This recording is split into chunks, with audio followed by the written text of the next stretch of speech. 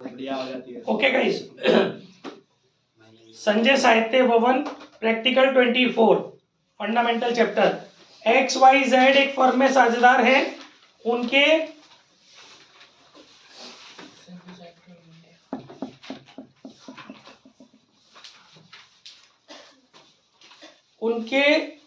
लाभ विभाजन अनुपात 5:3:2 है।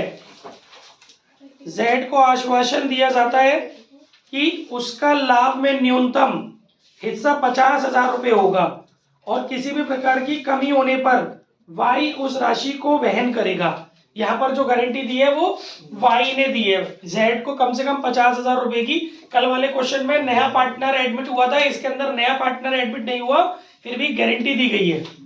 ठीक है, तो जो गारंटी दी गई है वो इस प्रकार से दी गई है कि अगर जेड को कोई भी मतलब पुराने पार्टनरों में से कोई एक पार्टनर किसी दूसरे पार्टनर को गारंटी दे रहा है कि भैया कम से कम 50,000 रुपए आपको मिलेंगे, और अगर नहीं मिल पा रहे हैं 50,000 रुपए तो जो भी कमी आएगी वो वाई झेलेगा जेड के लिए। आगे उसने बोला 31 मार्च 2020 तथा 21 के अंत में लाभ क्रमशः 2 लाख रुपए और 3 लाख रुपए था। हमें 2 ईयर का प्रॉफिट दे रखा है, 2020 का भी प्रॉफिट दे रखा है और 2021 का भी प्रॉफिट दे रखा है। 2 वर्षों का लाभानी नियोजन खाता तैयार कीजिए। तो गाइस सिंपल है, कल की तरीके से कल सब लोगों ने वीडियो देख ली होगी घर जाकर के, है ना। मैंने वीडियोस में सब कल क्वेश्चन कराया था ये वाला, तो आज मैं बस आपको ओरली समझा रहा हूँ, जल्दी से समझ लीजिए। घर जाके इस क्वेश्चन को करना है।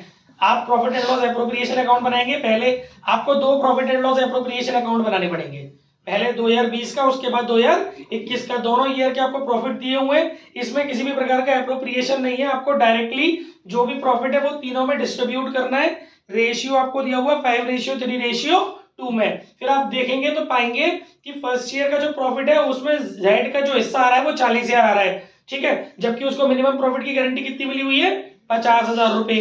तो बाकी का जो बचेगा 10,000 रुपया वो वाई के में से डिक्रीज कर देंगे, ट्रांसफर टू जेड, जैसे कल की वीडियो में मैंने बताया था। ठीक है, लेकिन जब आप अगले वाले में करेंगे, नेक्स्ट ईयर का 2021 का बनाएंगे, तो उसमें क्या हो रहा है, ऑटोमेटिकली जब हम प्रॉफिट 3 लाख रुपए का डिस्ट्रीब्यूट करेंगे तो ऑटोमेटिकली जेड का हिस्सा 60,000 रुपए बन रहा है, जो कि उसके द्वारा जो उसको मिलने वाली 50,000 रुपए की गारंटी अमाउंट से बहुत ज्यादा है, तो गारंटी का कॉलम खत्म हो जाता है। नॉर्मली 3 लाख रुपए का प्रॉफिट पी&एल एप्रोप्रिएशन अकाउंट के अंदर डिस्ट्रीब्यूट करके हम लोग दिखा देंगे।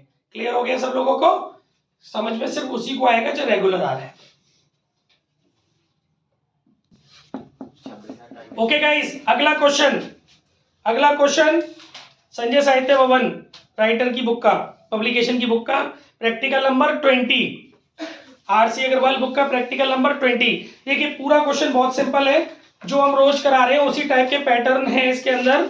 ठीक है ना, तीनों पार्टनर का मतलब सब कुछ दिया हुआ है, ओपनिंग बैलेंस दिया हुआ है और ड्रॉइंग्स दी हुई है पार्टनर की, चालू खाते का भी बैलेंस दिया हुआ है। जो आप करंट अकाउंट बनाएंगे उसके डेबिट बैलेंस दिया हुआ है। लिसन, जब आप करंट अकाउंट बनाएंगे तो उसके डेबिट बैलेंस में डाल देंगे टू बैलेंस बीडी। क्या डालेंगे?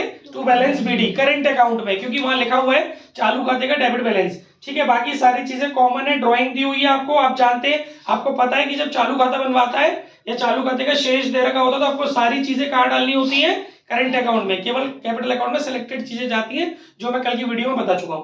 ठीक है, बाकी पूंजी पर ब्याज है ना, और चालू खाता बन रहा है तो उसका मतलब जो पूंजी की पद्धति है वो फिक्स है, तो ओपनिंग बैलेंस में निकल आएगी इंटरेस्ट। ठीक है, बाकी आपको बी और सी को वेतन दिया हुआ है और इसमें लिखा है 31 मार्च 2021 को समाप्त होने वाले वर्ष का लाभ वेतन तथा ब्याज देने से पहले, मतलब कि किसी भी प्रकार का एप्रोप्रिएशन करने से पहले आपको 4,800 रुपए वार्षिक था। ठीक है, नहीं सॉरी 48,100 रुपए था। आपको करना क्या है इसके अंदर, लाभानी नियोजन खाता बनाना है, पूंजी खाते बनाने और चालू खाते बनाने, जबकि पूंजी स्थायी है। तो सब कुछ आप अपने आप बनाएंगे। एप्रोप्रिएशन अकाउंट भी कल के तरीके से बनाएंगे जो मैंने आपको बनाना सिखाया था। बस मैं आपको ये बता दूं कि जब आप प्रॉफिट डिस्ट्रीब्यूट करेंगे, जैसे आप अपना एप्रोप्रिएशन अकाउंट बना लेंगे ना, क्रेडिट में प्रॉफिट डाल देंगे, डेबिट साइड में आप लोग इंटरेस्ट ऑन कैपिटल डाल देंगे। ठीक है ना, डेबिट साइड में आप लोग इंटरेस्ट ऑन कैपिटल डाल देंगे और इसके अलावा जो पार्टनरों को सैलरी मिल रही है वो डाल देंगे। फिर जो आप डिफरेंस करेंगे ना, वो जो डिफरेंस निकल के आ रहा है profit and loss appropriation account का, वो निकल के आ रहा है 29,000। कितना डिफरेंस आ रहा है बच्चों? 29,000। इसका डिस्ट्रीब्यूशन इस क्वेश्चन में थोड़े अलग तरीके से बोला गया है, वो डिस्ट्रीब्यूशन में समझा देता हूं। इसमें बोला गया है इस क्वेश्चन के अंदर कि इसके डिस्ट्रीब्यूशन के बारे में इस क्वेश्चन में ऐसा कुछ बोला गया बेटा कि 19,000 रुपए तक के लाभ को पूंजी के अनुपात में और उससे अधिक का लाभ 9/20, 7/20 और 1/5 के अनुपात में बांटा जाएगा। सिर्फ इतनी सी बात है। देखिए आपके पास लाभ कितना है 29,000 का। राधिका आपके पास लाभ कितना है 29,000 का। इसमें से 19,000 रुपए तक का प्रॉफिट आपको पूंजी के अनुपात में बांटना है। आपको जो पूंजी दे रखी है वो दे रखी है 1,50,000 और 40,000। तो आप इसका कैपिटल रेशियो बनाइए। जब आप कैपिटल रेशियो बनाएंगे 1 लाख और आपको दे रखा है 50,000 और 40,000, पीछे से ले लेना 50,000 40,000। ठीक है, इसका आप रेशियो बनाएंगे तो 10:5:4 यानी 19 फर्स्ट 19 ये वर्किंग नोट बनेगा। वर्किंग नोट है डिस्ट्रीब्यूशन ऑफ प्रॉफिट का। फर्स्ट 19,000 आपके डिस्ट्रीब्यूट होंगे इन 10:5:4। ठीक है, तो ए को पार्टनर्स के नाम क्या है हमारे ए बी सी। ए को कितना मिला, बी को कितना मिला और सी को कितना मिला ये देखना है। तो 19,000 इंटू 10/19 तो 10,000 आ गया। 19 कहां से आया इन सबका टोटल करके। ठीक है बच्चों, फिर 19,000 इंटू 5/19 तो ये आ गया आपका 5,000। 19,000 इंटू 4/19 तो ये आ गया आपका 4,000। ठीक है, ये आपका आ गया पहले 19,000 रुपए। फिर नेक्स्ट अब कितने बचे, टोटल प्रॉफिट कितना आ रहा था हमारा 29,000। डिस्ट्रीब्यूटेबल प्रॉफिट कितना आ रहा था 29,000, जिसमें से हमारा 19,000 रुपए ऐसे बढ़ गए, कितने बचे 10,000। नेक्स्ट 10,000 इन उसने एक रेशियो दिया हुआ है आपको। क्या रेशियो दिया है उसने आपको, उसने आपको दिया है 9/20, 7/20 और 1/5। 9/20, 7/20 और 1/5। थोड़ा सा इसको और समराइज कर सकते हो 9, 7 और 4। तो 9:7:4 में आप डिस्ट्रीब्यूट करेंगे, बचे हुए 10,000 रुपए। 10,000 इंटू 9/20। ठीक है, तो क्योंकि आपको रेशियो में रखना पड़ता है पहले इसको। ठीक है, तो ये आ जाएगा आपका 4,500। 10,000 इंटू 7/20 तो ये आ जाएगा आपका 3,500। 10,000 इंटू 5/20 तो ये हो जाएगा आपका, ये हो गया आपका 2,500। अच्छा सॉरी 4/20 है तो ये हो गया आपका 2,000। ठीक है, तो अब आप देखिए ए के हिस्से में कितना आ गया 14,500। इसको और इसको जोड़ के बी के में कितना आ गया 8,500 और सी के में कितना आ गया 6,000। डायरेक्टली जब आप profit and loss appropriation account को बंद करोगे तो आप लिखना to profit transfer to partners current account. A capital 14,500, B capital 8,500, C capital 6,000। ये वर्किंग नोट में दिखाना, ये पीएनएल एप्रोप्रिएशन के अंदर मत दिखाना डिस्ट्रीब्यूशन, ये वर्किंग नोट में दिखाना। जो टोटल करके डिस्ट्रीब्यूशन करके जो पार्टनर्स के हिस्से में प्रॉफिट आएगा वो आप डायरेक्टली वहां दिखा देना। ठीक है, डेली कर रहे हैं आप वीडियोस में काम, डेली आपको समझाई जा रही है, चीजें समझ में आ रही होगी। और बाकी इस क्वेश्चन में कुछ भी चेंज नहीं है।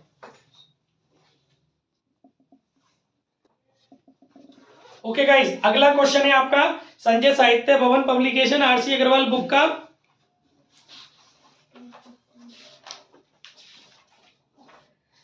क्वेश्चन नंबर है आपका 15, लेटेस्ट ईयर का वर्जन है ये।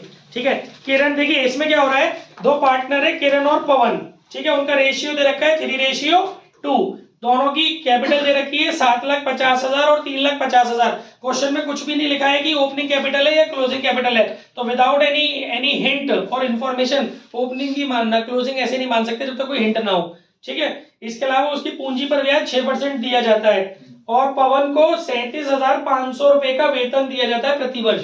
पवन की जो सैलरी है वो कितनी है 37,500। वित्तीय वर्ष 2020-21 के दौरान लाभ की राशि पूंजी पर ब्याज की गणना करने के पहले और पवन के वेतन के पश्चात 1,87,500 थी। मतलब आपको जो प्रॉफिट दिया हुआ है वो दिया हुआ 1,87,500। ठीक है, और ये जो प्रॉफिट है वो ना तो इसमें से इंटरेस्ट ऑन कैपिटल घटा हुआ है ना, लेकिन इसमें से पवन की सैलरी डिडक्ट हो गई है। मैनेजर को कमीशन देना है और वो उस कमीशन के संबंध में प्रावधान पवन के वेतन तथा साझेदारों को पूंजी पर ब्याज के भुगतान के पश्चात लाभ पर 5% की दर से करना है। मतलब वही ये कैलकुलेशन फंसा दी इसने, कॉन्सेप्ट कोई नहीं है, कैलकुलेशन इसने इसमें फंसा दी है। ठीक है, तो अब ये कह रहा है कि लाभ का विभाजन दर्शाते हुए लाभ हानि नियोजन खाता बनाइए और साझेदारों का पूंजी खाता बनाइए। तो देखो भाई, आपको जो इसका फोटो शोटो हो गया होगा, फोटो ले लो इसका। ओके, ठीक है, तो अब इस क्वेश्चन को जो मैंने अभी पढ़ा है इसको सॉल्व कराते हैं। क्वेश्चन नंबर 15 को है ना मोटा मोटा तरीके से सॉल्व कराते हैं। देखिए बच्चों, आपको इसमें फंसा दी कैलकुलेशन। वो मैनेजर का जो कमीशन है, आप जानते हैं कि चार्ज अगेंस्ट प्रॉफिट है, तो प्रॉफिट एंड लॉस अकाउंट के डेबिट साइड में जाएगा। घर जाके 50 बार सुनना इस वीडियो को। Manager commission profit and loss account के डेबिट साइड में जाएगा। ठीक है, लेकिन वो मैनेजर कमीशन वो निकलवा रहा उस वाले प्रॉफिट पे जिसमें से सारे एप्रोप्रिएशन हो गए हो।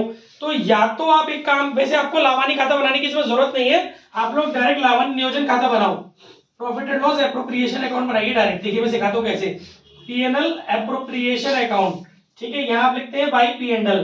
देखिए आपको वो प्रॉफिट चाहिए होता है यहाँ पर मैडम, वो प्रॉफिट चाहिए होता है आपको जिसमें से सारे चार्ज अगेंस्ट प्रॉफिट घट गए हो पर किसी भी प्रकार का आपका एप्रोप्रिएशन ना घटाओ। आपके पास क्वेश्चन में जो प्रॉफिट है 1,87,500, उसमें से पूंजी पर ब्याज तो नहीं घटी है, चलो नहीं घटी होनी चाहिए थी, लेकिन उसमें से पवन का वेतन घट गया है। तो पहले तो आप उसमें से क्या करिए, पवन का वेतन ऐड करिए, क्योंकि आपको विदाउट एनी एप्रोप्रिएशन वाला प्रॉफिट चाहिए स्टार्टिंग में। तो आपको जो 1,87,500 रुपए दिया है, इसमें पहले आपको पवन का वेतन ऐड करना पड़ेगा। पवन का वेतन दिया हुआ है 37,500 रुपए। ठीक है, अभी देखा जाए तो ये आपका वाला प्रॉफिट आ गया जिसमें से किसी भी प्रकार का कोई भी एप्रोप्रिएशन नहीं है। लेकिन अब आपको एक बात का और ध्यान रखना है कि इसमें से सभी प्रकार के चार्ज अगेंस्ट प्रॉफिट घट गए हो। इस क्वेश्चन में एक चार्ज अगेंस्ट प्रॉफिट है जिसका नाम है मैनेजर कमीशन, और ये मैनेजर कमीशन जो उसने निकलवाया है उस वाले प्रॉफिट पे निकलवाया है जिस प्रॉफिट में से सैलरी भी घट गई हो और आईओसी भी घट गया हो। तो आपको रफ में निकालना पड़ेगा manager commission, calculation of manager commission.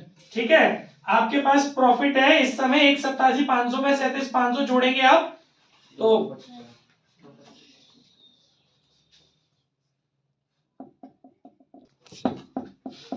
हाँ जी, तो जैसा कि अभी आपको मैंने बताया था मैनेजर कमीशन की बात हो रही है। तो पहले हमारा ये जो प्रॉफिट आ गया, ये आ गया 1,87,500 प्लस 37,500, अगर आप इनसे करते हैं तो ये हो जाता है हमारा 2,25,000।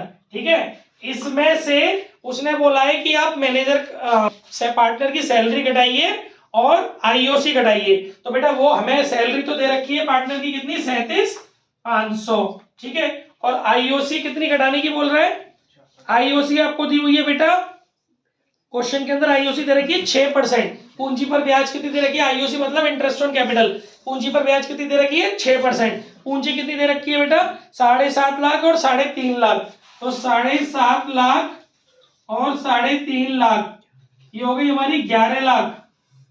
11 लाख का 6% हमारी ब्याज हो गई 66,000, वो हम इसमें से और माइनस करेंगे। 2,25,000 में से वेतन माइनस करेंगे और 66,000 रुपए और माइनस करेंगे, तो ये बचेगा हमारा 1,21,500। ठीक है, इस 1,21,500 रुपए का हम लोग निकालेंगे मैनेजर कमीशन, जो जिसका परसेंटेज आपको दिया है 5% इंटू 5/100, कितना बनेगा 6075।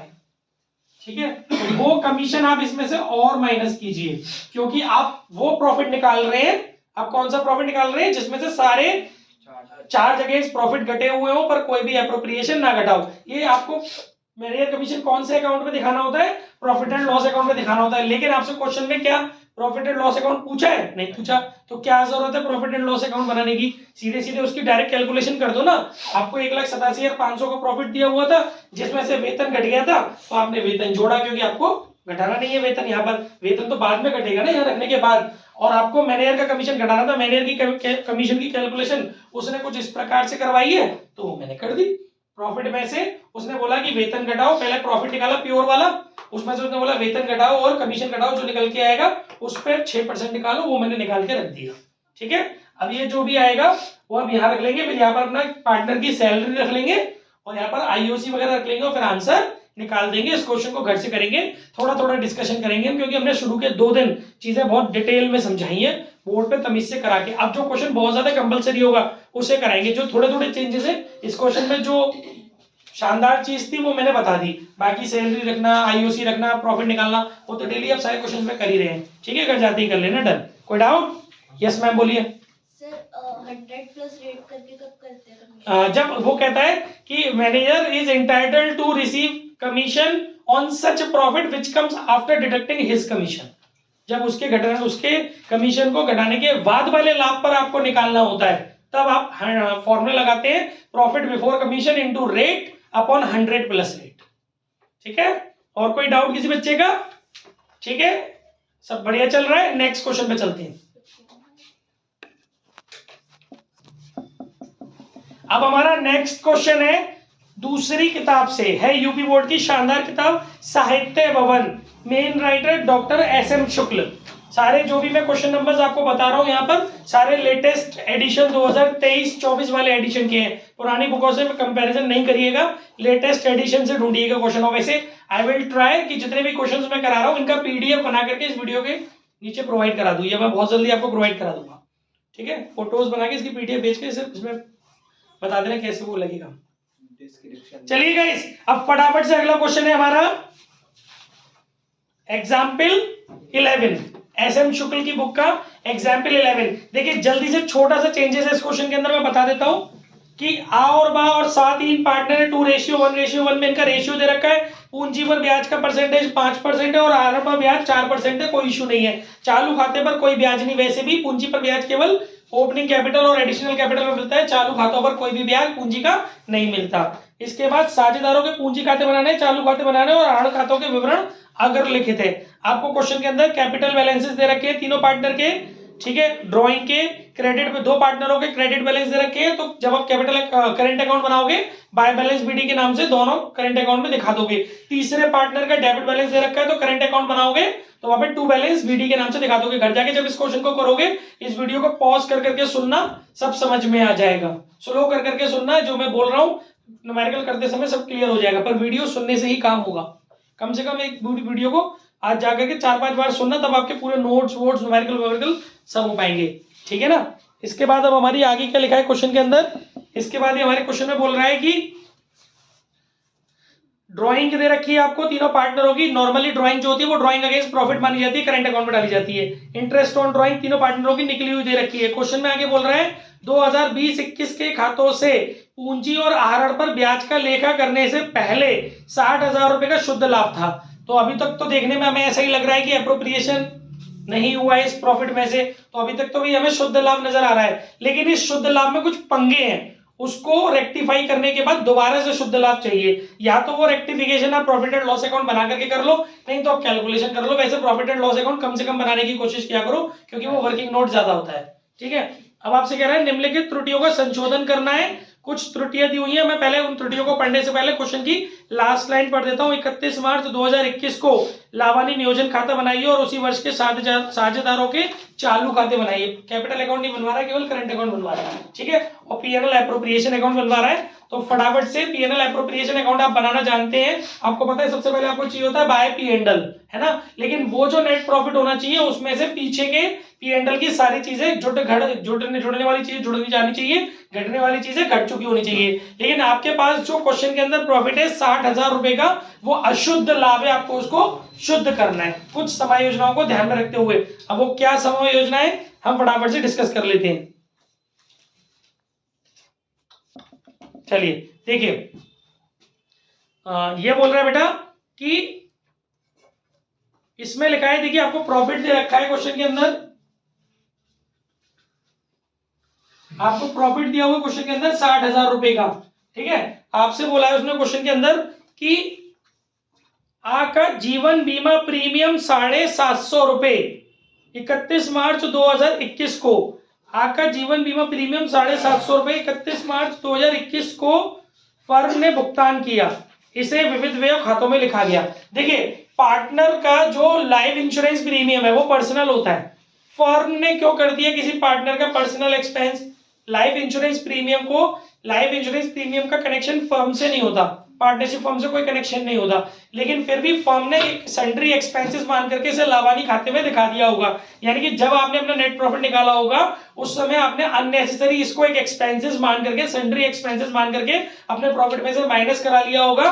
अब इसको आपको नेट प्रॉफिट निकालते समय वापस इसको आपको ऐड करना पड़ेगा अपने प्रॉफिट में, क्योंकि ये कोई खर्चा था ही नहीं। फिर आपने क्यों घटाया? आपका प्रॉफिट जो है वो इस खर्चे को घटाने की वजह से अशुद्ध हो गया है। इसको अपना शुद्ध प्रॉफिट, नेट प्रॉफिट चाहते हो तो वापस इसको ऐड करो, तो प्लस आप ऐड कर दोगे लाइफ इंश्योरेंस प्रीमियम ऑफ ए। ठीक है, कितने रुपए है बेटा? 750 रुपए। ये तो आपका प्लस हो जाएगा। ठीक है, इसके बाद ये बोल रहा है आगे, मशीनरी की मरम्मत के 10,000 रुपए मशीन खाते में डेबिट किए गए हैं और उस पर 20% ह्रास लगाया गया है। भैया मशीन की सामान्य मरम्मत कोई खर्चा होता ही नहीं है, तो मशीन की मरम्मत मशीन खाते में डेबिट किए गए हैं। मशीन की सामान्य मरम्मत खर्चा होता है। मशीन की जब हम मरम्मत कराते हैं वो खर्चा होता है, ना कि वो उसे लावानी खाते में डेबिट करना चाहिए था, ना कि उसे मशीन खाते में डेबिट करना चाहिए था। यानी कि अभी तक आपने उस खर्चे को खर्चा माना ही नहीं है, लेकिन अब आपको उसको खर्चा मान करके क्या करना पड़ेगा? माइनस करना पड़ेगा, माइनस रिपेयर। ठीक है, मशीन की मरम्मत है आपकी 10,000 रुपए की।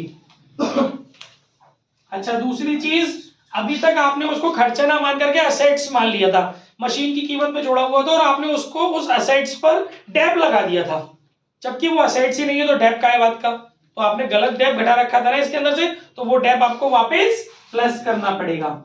ठीक है, 10,000 रुपए का जो परसेंटेज है डेप का वो है आपका बेटा 20%, तो 10,000 का 20% हो गया 2,000।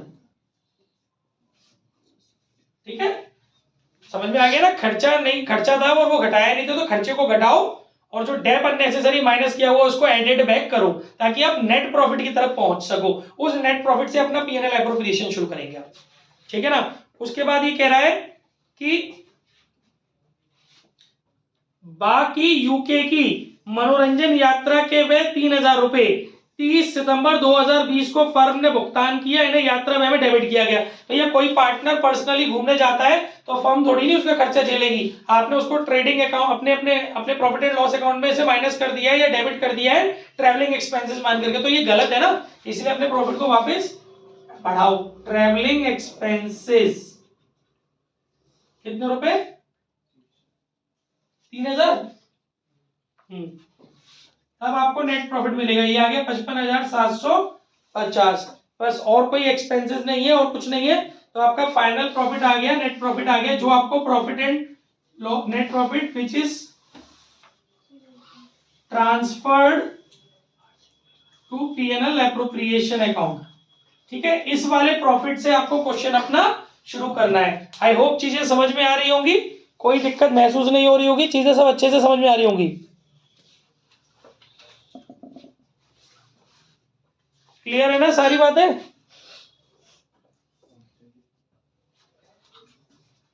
ठीक है, आगे बढ़ते हैं। आरसी का न्यूमेरिकल 37। बाकी इस क्वेश्चन में कुछ नहीं है बेटा, कर लेना इस क्वेश्चन को। कोई डाउट है तो कल मुझसे पूछ सकते हो, आपस में भी ग्रुप में पूछ सकते हो। ओके गाइस, अब प्रैक्टिकल 37 देखिए फटाफट, ही फोकस्ड। देखो बेटा ये क्या कह रहा है, वर्ष के अंत में, प्रैक्टिकल 37 करा रहा हूं मैं, संजय साहित्य भवन, Sanjay Sahitya Bhawan RC Agarwal latest addition.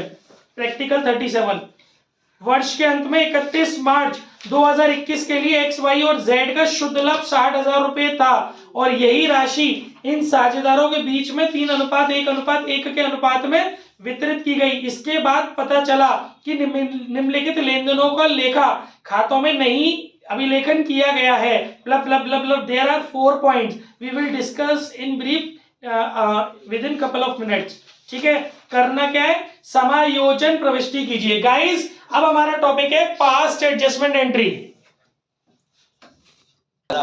Okay guys, अब सुनिएगा, अब सुनिए मेरी बात ध्यान से। बेटा ये जो टॉपिक मैं शुरू कर रहा हूं, इस टॉपिक का नाम है पास्ट एडजस्टमेंट। और गाइस पास्ट एडजस्टमेंट का सीधा सा फंडा होता है कि प्रीवियस ईयर जब हम अपने फाइनल अकाउंट्स बना चुके हैं, जब हम अपने अंतिम खाते तैयार कर चुके हैं, उसके बाद अगले वर्ष हमें गलती का पता चला है, या हो सकता है अंतिम खाते बनाने के बाद हमें गलती का पता चला है, तो जिस वर्ष हमें गलती का पता चलता है उस वर्ष के प्रारंभ में हम लोग अपने लावानी बने बनाए लावानी खातों में छेड़खानी करे बिना या पूंजी खातों में छेड़खानी करे बिना या आर्थिक चिट्ठे में परिवर्तन किए बिना बिना किसी ऑल्टरेशन के हम लोग नेक्स्ट ईयर के बिगिनिंग में पार्टनर्स की कैपिटल अकाउंट के थ्रू एक एडजस्टमेंट करते हैं, एक एडजस्टमेंट एंट्री करते हैं, जैसे कहते हैं पास्ट एडजस्टमेंट एंट्री। बोर्ड में 2 नंबर का आ सकता है कि what is the meaning of past adjustment entry. जब हम प्रीवियस ईयर में हम अपने फाइनल अकाउंट्स बना चुके होते हैं, उसके बाद अगर किसी एरर या किसी ओमिशन का पता चलता है, एरर माने अशुद्धि और ओमिशन माने त्रुटि, कोई गलती, एरर माने गलती और ओमिशन माने भूल। अगर किसी प्रकार की हमारे अंतिम खातों में कोई भूल हो गई होती है या कोई अशुद्धि हो गई है तो उसे बने बनाए अंतिम खातों में काटा छाटा नहीं जाता, बल्कि नेक्स्ट ईयर के बिगिनिंग में उनके रिगार्डिंग साझेदारों के पूंजी खातों से पास करते हुए एक एंट्री की जाती है, जिससे कि उस अशुद्धि का प्रभाव खत्म हो जाए। तो उस अशुद्धि के प्रभाव को खत्म करने के लिए जो एंट्री की जाती है उसे कहा जाता है पास्ट एडजस्टमेंट एंट्री, और ये नेक्स्ट ईयर के बिगिनिंग में की जाती है। क्लियर है? अच्छा, अब इसमें भी पास्ट एडजस्टमेंट के अंदर भी 2 कॉन्सेप्ट होते हैं। क्या हमें केवल एक ही एंट्री करनी है या हमें हर एरर और हर ओमिशन की अलग अलग एंट्री करनी है? तो फिलहाल आपके सामने जो क्वेश्चन में करा रहा हूं वो है केवल एक ही एंट्री करनी है, सारे एरर और ओमिशन का नेट इफेक्ट निकालते हुए फाइनल एक एंट्री करनी है नेक्स्ट ईयर के बिगिनिंग में। ठीक है, तो अब गाइस बहुत सिंपल से शब्दों में समझाता हूं। एक एडजस्टमेंट टेबल बनती है, उस एडजस्टमेंट टेबल के थ्रू हम अपना पास्ट एडजस्टमेंट का कॉन्सेप्ट एंट्री पास कर पाते हैं, उस एडजस्टमेंट टेबल से नेट इफेक्ट निकालते हैं। और इसमें क्या करना है, एरर अगर हुआ है तो उसको रिवर्स करना है। अगर हमसे कोई एरर हुआ है तो उसके प्रभाव को रिवर्स करना है, और अगर हमसे कोई ओमिशन हुआ है तो उसको सेम प्लेस पर पुट करना है। किस तरीके से, अब एक क्वेश्चन देख लेते हैं। ठीक है, तो देखिए जो क्वेश्चन मैं आपको करा रहा हूं, क्योंकि ये प्रैक्टिकल 37 आरसी अग्रवाल का। यस सर, हम ये कैसे पहचानेंगे कि हम और एरर है कि ओमिशन है? पहचानेंगे क्वेश्चन में बोलेगा भैया ये चीज हम देना भूल गए, ओमिशन है, और वो कह रहा है कि ये चीज हमने गलत परसेंटेज से प्रोवाइड कर दी या गलत रेशियो में डिस्ट्रीब्यूट कर दी, वो एरर है। गलती और भूल में तो बच्चा भी फर्क कर लेता है। खाना खाना भूल गए, भूल है। खाना गलत खा लिया, रात का खाना दिन में खा लिया, गलती है। ठीक है, आगे बढ़े हम। क्वेश्चन में होता है ना। ठीक है, शट योर माउथ। दिनेश, युग शक्ति गायत्री पब्लिक स्कूल, युग शक्ति भाई ji PS academy Avadhpuri. Dinesh 12th class, शांत रहे। एड्रेस है। चलिए अब पढ़ते हैं आगे। 37 प्रैक्टिकल जो मैं करा रहा था, देखिए गाइस इसके लिए फटाफट से 10 मिनट्स में हमें समझना है एक एडजस्टमेंट टेबल को। इसके अंदर बेटा कितने पार्टनर है हमारे? 3 पार्टनर है, एक्स वाई जेड। बीजी मत दीजिए, साथ साथ कोई नोट ना करे, सिर्फ समझे। पेन नहीं चलना चाहिए किसी का, साहब की निगाहें बोर्ड पर। वीडियो मिल रही है ना, घर जाके करना। पर्टिकुलर्स, एडजस्टमेंट टेबल, इसके कॉन्सेप्ट को समझो अच्छे से। यहां पर एक चीज फोकस करनी पड़ती है क्वेश्चन पढ़ते समय कि हम जो बना रहे हैं उसमें जो हमारा कैपिटल अकाउंट है, वो हमारा जो कैपिटल मेथड है वो फिक्स्ड कैपिटल मेथड है या fluctuating without any information. Fluctuating मानते हैं परिवर्तनशील, है ना, अस्थायी प्रकृति। तो अभी हम देख लेते हैं कहीं इसमें स्थायी प्रकृति तो नहीं है, क्योंकि अगर यहाँ पे लिखना पड़ता है कि पार्टनर का कैपिटल अकाउंट है या करेंट अकाउंट, तो इस वाले क्वेश्चन के अंदर फिक्स के बारे में तो कोई बात हो, हाँ फिक्स ही है, फिक्स ही है।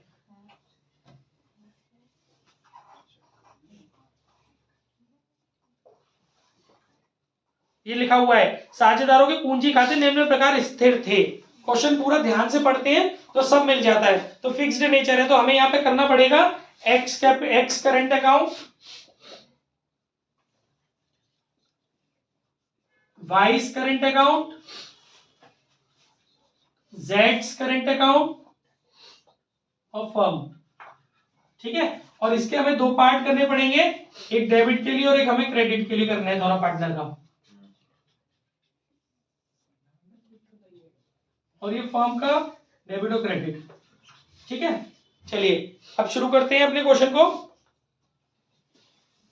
हमारे पास लाभ दिया हुआ है 60,000 रुपए, जिसको हमने 3:1:1 में बांटा हुआ है। ठीक है, चलिए कोई बात नहीं।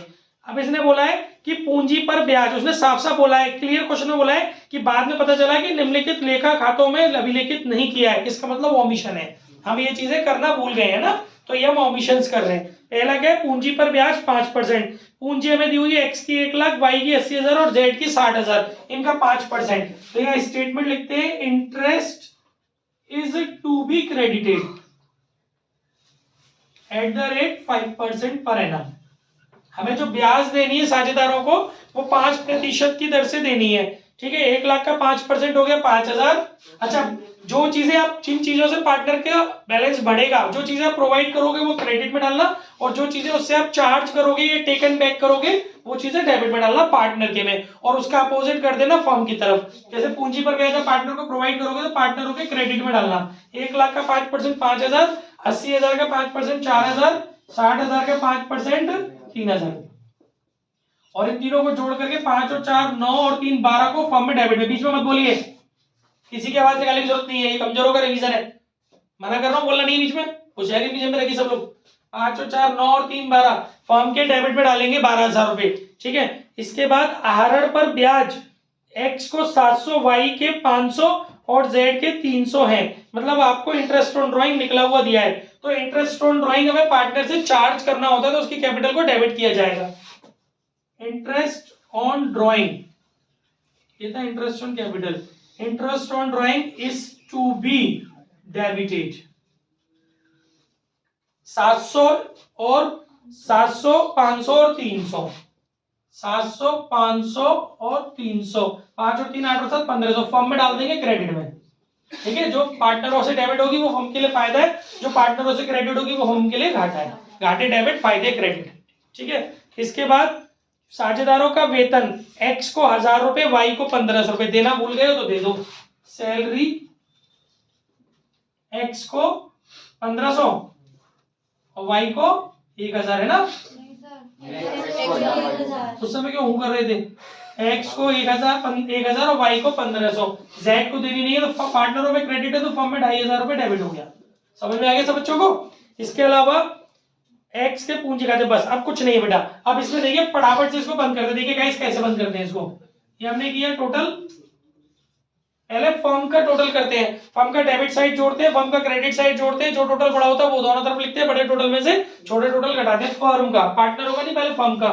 ठीक है, यहाँ टोटल लिखने की, चलो लिख लो टोटल, कोई दिक्कत नहीं है। टोटल ये हो गया आपका 12 और 2 14,500, 14,500, 14,500 में से 1,500 गए तो बचे 13,000। कौन सी साइड बढ़ी है फर्म की, डेबिट साइड, यानी कि लॉस हो रहा है। कितने रुपए का लॉस हो गया फर्म को, 13,000 रुपए का।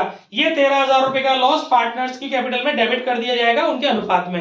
अनुपात है इनका 3:1:1। ये जो 13,000 रुपए है ये 3/5, 13,000 1/5 और 13,000 इंटू 1/5, 2,600, 2,600, 7,800। ठीक है, ये आ गए आपके loss is to be debited in 3:1:1। 1,300 नहीं 7,800, 2,600, 2,600 इसी लाइन के सामने लिखा था ये। ठीक है ना, यहां तक कोई दिक्कत। इसके बाद निकालते हैं नेट इफेक्ट। ये टोटल इसके करते हैं टोटल। ये हो गया 8,500, ये हो गया 6,000, ये हो गया 3,100, ये हो गया 5,500, ये हो गया 2,900, ये हो गया 3,000। ठीक है, इसके बाद निकालते हैं नेट इफेक्ट। फॉर्म का लिख देते हैं डैश या नील। इसके डेबिट का टोटल है 8,500, इसके क्रेडिट का टोटल है 6,000। तो डिफरेंस करोगे तो डेबिट साइड बच रही है 2,500 की। डेबिट एक्सीड कर रही है तो यहाँ लिख देंगे डेबिट। ठीक है, इसमें क्रेडिट एक्सीड कर रही है 2,400 रुपए से। ठीक है, इसमें डेबिट एक्सीड, क्रेडिट एक्सीड कर रही है 100 रुपए से। तो देखो बराबर होना चाहिए क्रेडिट और डेबिट का टोटल। डेबिट में है 2,500, क्रेडिट में 2,400 और क्रेडिट में 100 मिला के हो गए 2,500। तो इसका मतलब आपकी टेबल सही है। इसी के अकॉर्डिंग आपको एंट्री करनी है, जो चीज क्रेडिट है वो क्रेडिट, जो चीज डेबिट है वो डेबिट। जैसे ये दोनों की करंट अकाउंट क्रेडिट और इसका current account debit. X current account debit to Y's current account to Z's current account। ये आपकी पास्ट एडजस्टमेंट एंट्री हो गई। ये हो गए 2,500, ये हो गए 2,400 और ये 100। कोई डाउट हो तो पूछ सकते हो।